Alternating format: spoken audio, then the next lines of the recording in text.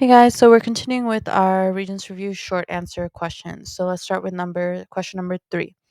Base your answers to questions 3 through 7 on the diagram below and on your knowledge of Earth science. The diagram represents relative orbital positions for the planets and the asteroid belt in our solar system. State the general relationship between a planet's distance from the sun and the planet's period of revolution.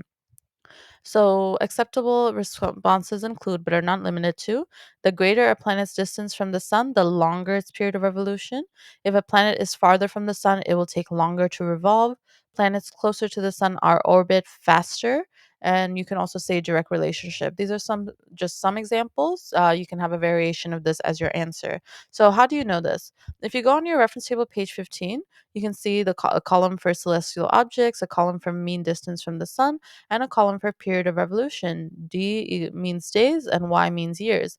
Notice that as your mean distance from the sun increases for a planet, the period of revolution, the amount of time it takes for a planet to revolve or move around the sun, goes from days to years, so it's increasing.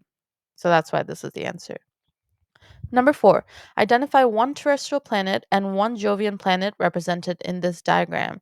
So you can get one credit if both the terrestrial planet and the Jovian planet that you're writing are correct. So acceptable responses include for terrestrial planets, you can say Mercury, Venus, Earth, or Mars. And for Jovian, you can say Jupiter, Saturn, Uranus, and Neptune. If you go on your Regents Review Packet, page 21, remember you have two types of planets, Jovian and terrestrial. And if you go on your reference table, page 15, the first four planets closest to the sun, Mercury, Venus, Earth, and Mars, are terrestrial planets. They are made up of rock. They're more rocky. And the last four planets from the sun, Jupiter, Saturn, Uranus, and Neptune, are considered Jovian planets. They are more gassy. They don't have the they're less dense as well. So, number 5, explain why this diagram represents a heliocentric model of the solar system.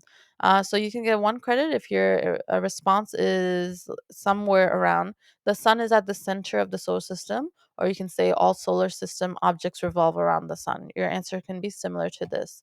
And if you go on your Regents Review Packet, page 21, you'll see that the heliocentric model is when planets revolve around the sun. This is our current belief system that all planets in our solar system are revolving around the sun. So, number 6, state one possible distance from the sun in millions of kilometers at which an asteroid in the asteroid belt can be found. So, you can get one credit if for any value greater than 227.9 million kilometers, but less than 778.4 million kilometers. It's asking how many million kilometers would we find an asteroid in an asteroid belt, and it's showing where the asteroid belt is. Now, um, remember that the asteroid belt is found between Mars and Jupiter. And you can find this in your Regents Review Packet as well, page 21. Asteroids can be found, or the specifically asteroid belt can be found between Mars and Jupiter. And if you go on your reference table, page 15, here's Mars, here's Jupiter, here's the mean distance of Mars and Jupiter from the sun. So you'll probably find an asteroid belt somewhere between these two distances. Next, calculate how many times greater Mercury's average density is than Neptune's average density. The correct answer is 3 times greater. If you go back to your reference table, page 15, you have a density column for all your planets. Mercury's density is 5.4 grams per cubic centimeter, and Neptune's density is 1.8 grams per cubic centimeter. So if I do the math, 1.8 times 3 is 5.4. So Mercury's density is 3 times greater than Neptune's density. And that's it.